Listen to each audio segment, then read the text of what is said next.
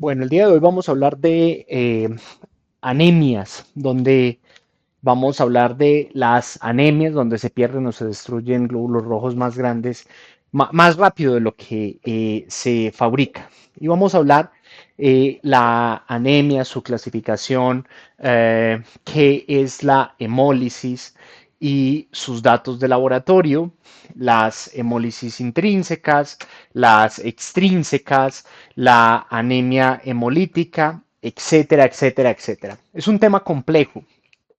Entonces, la anemia se pregunta por sus dos formas de clasificarla. Este es el descenso de la hemoglobina por debajo de 13 gramos por decilitro en el hombre. Este reduce el transporte de oxígeno, bueno, y 12 en la mujer, ¿no? Aquí no podemos hablar de un solo género. Y esto se define con síntomas: taquicardia, mareo, disnea de esfuerzo. Y hay dos formas de clasificarlas: la morfológica, por el tamaño del glóbulo rojo, el VCM, a saber, microcítica, macrocítica o normocítica. Y la fisiopatológica por la respuesta de la médula medida por los reticulocitos, y a saber, estos son anemias regenerativas con reticulocitos altos, porque la médula responde con pérdida o restricción, y a regenerativas porque la médula no produce. Entonces, hoy es por pérdida y hemólisis, que son las regenerativas. Entonces, anemia, hemoglobina baja, clasificada por el volumen corpuscular medio, con las de pérdida y hemólisis regenerativas, es lo que vamos a hablar el día de hoy. Creo que se entiende ahí más o menos. Entonces, hablemos por pérdida de sangre, que esta se pregunta según sea aguda o crónica. En la hemorragia aguda con una pérdida brusca y grande, el problema inmediato no es la anemia, sino esa pérdida de volumen que puede causar un shock en las primeras horas en estos pacientes, donde la hemoglobina puede parecer normal, porque se pierde sangre entera y únicamente baja al reponerse el volumen con líquidos. Después de esto, la médula responde y obviamente suben los reticulocitos.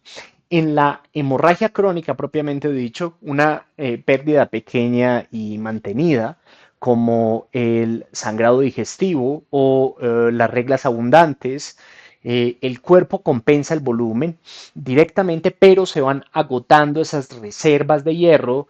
Por eso la hemorragia crónica termina causando una anemia por falta de hierro, ya sea, bueno, es microcítica. De esta manera, la aguda nos amenaza por el volumen y la crónica agota el hierro. Hay que buscar ese origen de el sangrado. Entonces, la hemorragia aguda es problemática por el volumen, y la crónica agota el hierro, y la anemia ferropénica es lo más importante. Entonces, hablemos ahora de algo bien complejo: la hemólisis.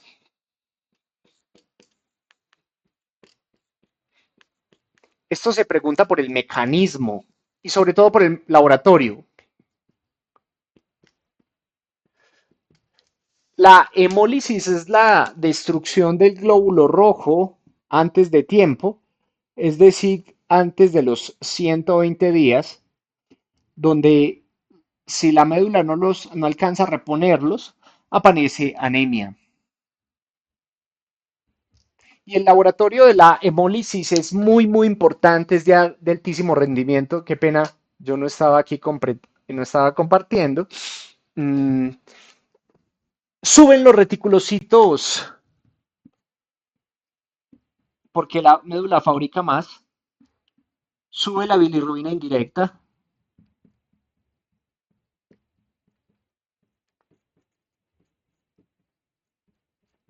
sube la LDH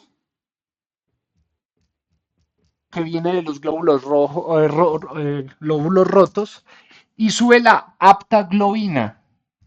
Aptoglobina. Este patrón, reticulocinos, bilirrubina indirecta, LDH altos, con aptoglobina baja, nos define la hemólisis.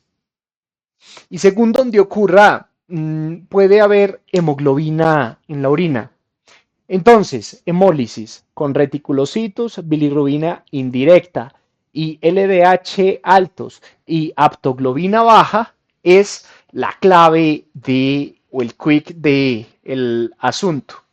Entonces ahora hablemos de las hemólisis intrínsecas que se dividen en intrínsecas y extrínsecas y bueno, todas se preguntan, ¿no? Estos son defectos del propio glóbulo rojo, casi siempre hereditarios, que lo hacen completamente frágil y afectan uno de esos tres componentes. Pongamos por aquí el glóbulo rojo. Bueno, el quick de esto es que no borremos.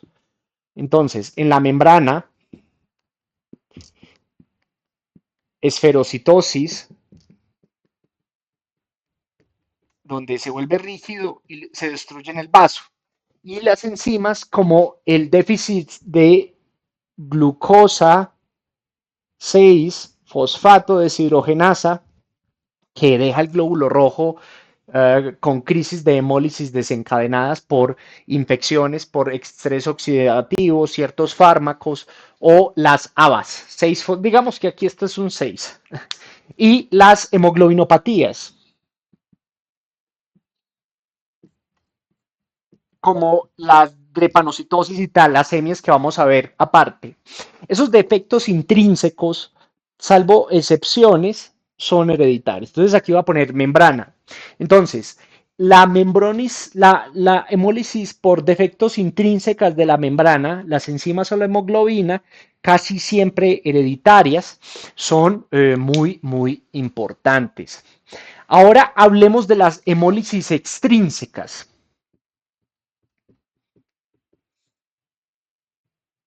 Y estas se preguntan por contraste, digamos que dice extrínsecas.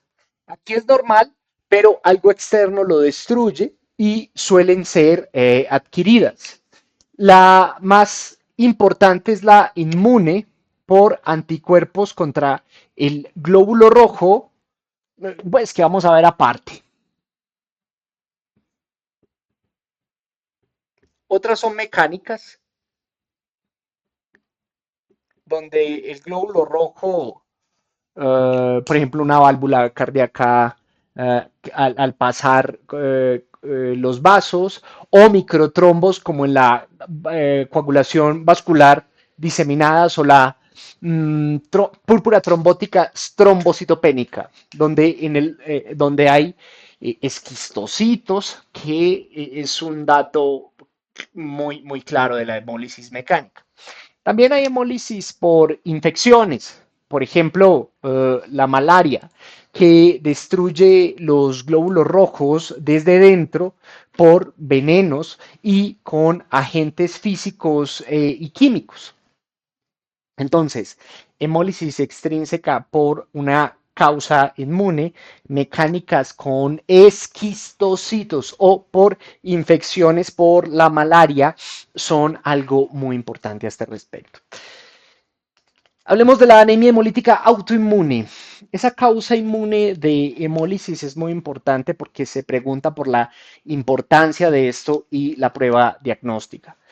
Esta es una enfermedad autoinmune en la que se producen anticuerpos contra los propios glóbulos rojos que los marcan para su destrucción, sobre todo en el vaso. Es que aquí no nos cabe. Puede ser primaria o secundaria. por infecciones, linfoma o lupus. El diagnóstico de esto se basa en una prueba muy importante, la prueba de Coombs o prueba de antiglobulina, que detecta los anticuerpos pegados a los glóbulos rojos, que es donde una prueba de Coombs directa, digamos que este es el glóbulo rojo, y si es positiva nos confirma el origen inmune. Y hay dos tipos según la temperatura a la que actúa, bueno, positiva, ¿no? Los calientes, los más frecuentes, y los fríos, donde el tratamiento incluye inmunosupresores, corticosteroides y el tratamiento de la causa. Entonces, anemia hemolítica autoinmune por anticuerpos contra los glóbulos rojos, diagnosticada por la prueba de Coombs directa positiva, es lo importante a este respecto. Ahora hablemos de la correlación clínica. La valoración de las anemias por pérdida de hemólisis es muy importante y se pregunta por el enfoque. Ante una anemia con reticulocitos altos, o sea, regenerativa, debemos de pensar en una pérdida de sangre o en una pérdida o en una hemólisis, donde lo primero es hacer el despistaje del sangrado, buscando subsecuentemente el origen, sobre todo digestivo o ginecológico. Si no tenemos sangrado, se estudian estos pacientes con el laboratorio, una bilirrubina indirecta, una LDH y aptoglobina, y en el frotis que orienta esa causa, es decir, esferocitosis, obviamente hacia la esferocitosis o la autoinmune, esquistocitas hacia la mecánica y otros hallazgos que son muy discientes. Esta prueba de Coombs nos distingue la hemólisis de la inmune y la no inmune. Hay que reconocer ese patrón, esa causa que nos cambia subsecuentemente el tratamiento, desde tratar el sangrado hasta los corticoides o la esplenectomía. Muchas gracias.